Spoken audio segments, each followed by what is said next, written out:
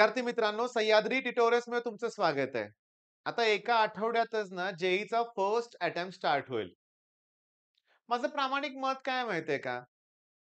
कोविडच्या काळात बरं का, की हे जे आहे ना एन-टी-ए, नॅशनल टेस्टिंग एजन्सी समथिंग त्याचा फुल फॉर्म आहे. बरोबर आहे ना?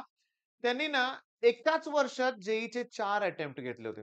ओके. 4 एक्झाम जेईच्या एकाच वर्षात. ओके. म्हणजे बघा, आता इथं प्रॉब्लेम काय होतो मी तुम्हाला सांगतो क्लिअरली. बघा, ज्यांचा अभ्यास खूप छान आहे त्यांना ऑल द बेस्ट. तुमचा पेपर छान जाणार आहे. पण लाखो मुलं अशी आहेत, की ज्यांचे ना द्विधा मनस्थिती झालेली आहे. एक तर बोर्डची प्रिपरेशन परफेक्ट नाहीये. सीईटीवर फोकस करता येईना झालाय आता. प्रॅक्टिकल सबमिशन तर स्टार्ट होतील म्हणूया आपण. बोर्डचे प्रॅक्टिकल स्टार्ट होणार आहेत लवकरच. त्यात जेईच्या फर्स्ट अटेम्प्टचं कशी रिव्हिजन करायची? हा मोठा प्रश्न आहे. बरं, लाखो रुपये फी भरून झालेली आहे अकॅडमीजमध्ये. जेईसाठी 2 वर्ष प्रिपरेशन केले आणि अशी अवस्था बऱ्याच मुलांची आहे. मला तुम्हाला सांगायचं आहे काय बघा. जेईच्या फर्स्ट अटेम्प्टचा ना फार तणाव निर्माण करू नका. तणाव निर्माण होतोय. आता मी तुमच्यापेक्षा अनुभवानं खूप जास्त आहे मॅडम. वयानं खूप मोठा आहे. अनुभव खूप जास्त आहे. मी माझ्या अनुभवातून तुम्हाला सांगू का? तणाव जो आहे ना, स्ट्रेस ह्याचे ना काय म्हणूया आपण खूप वाईट परिणाम होतात. तुम्ही जेवढा आनंदी राहाल ना, काहीही घडू दे, काळजी करायची नाहीये. ओके. म्हणजे तसं नाही म्हणत मी बघा निवांतच राहायचं असं नाहीये. पण जे घडते त्याला सामर्थ्यानं सामोरे जायचं असतं लक्षात घ्या, काळजी न करता.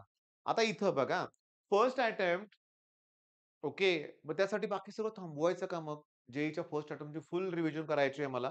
मग बोर्डची तयारी थांबवायची का? बिलकुल नाही. ती चूक करू नका लक्षात घ्या. आता सध्याच्या स्टेजला माझ्या मते, की बोर्डची प्रिपरेशन सगळ्यात इम्पोर्टंट आहे.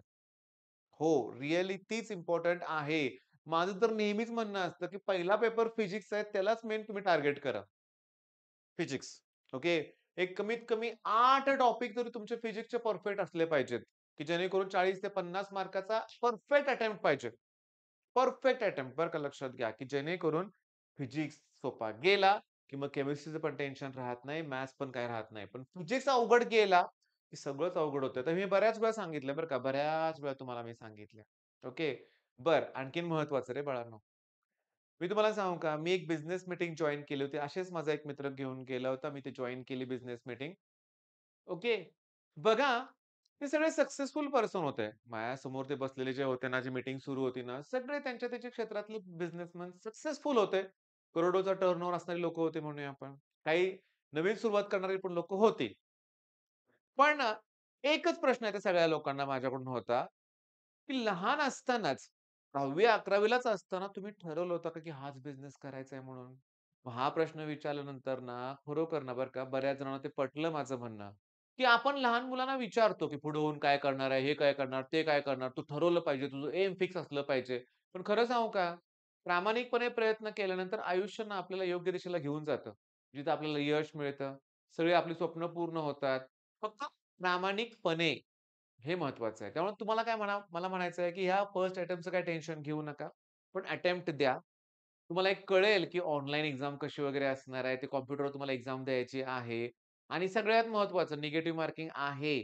पण तुम्ही एवढं करू शकता बरं का, की जेईच्या फर्स्ट अटेम्प्टमध्ये मॅथ्सवर फोकस करा बरं का.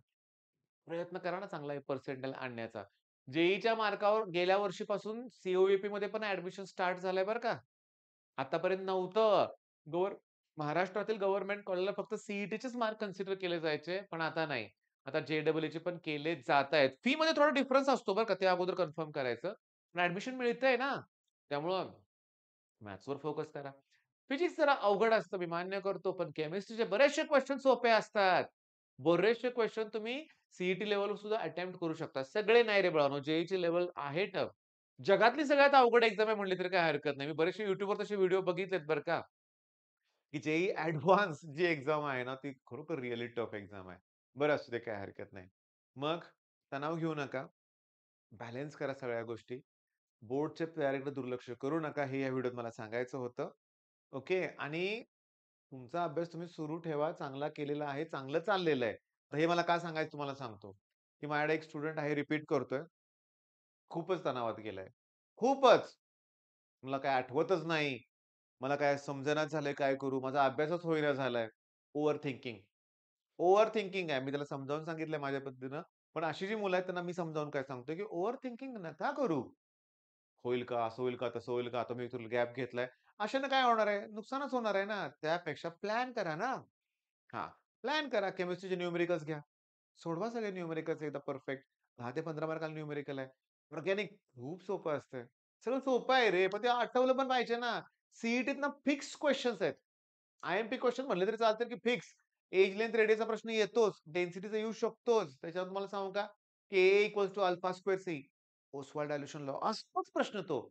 सोल्युबिलिटी टोन आहे तर सोल्युबिलिटी प्रोडक्टचा प्रश्न येईल. म्हणजे आयोनिक वरचं न्यूमेरिकल असतंच. म्हणजे सगळं फिक्स आहे रे बाळांनो. मग अशा गोष्टी आहेत. त्यामुळे तणाव क्रिएट करू नका. ओव्हर थिंकिंग करू नका.